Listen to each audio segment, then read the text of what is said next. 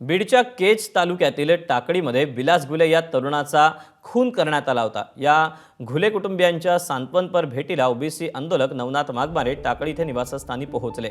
वंचित बहुजन आघाडीचे प्रकाश आंबेडकर यांनीही घुले कुटुंबियांना फोनवरून त्यांनी संवाद साधून धीर दिला। आम्ही तुमच्यासोबत असल्याची ग्वाही दिली।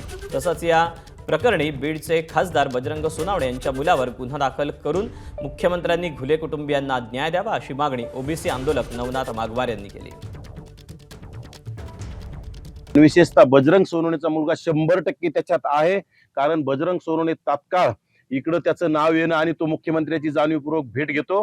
माजी राज्याच्या मुख्यमंत्री आणि ते स्वतः गृहमंत्री आहेत देवेंद्र फडणवीस यांना विनंती आहे की तुम्ही कुणालाही आरोपीला पाठीशी घालू नका।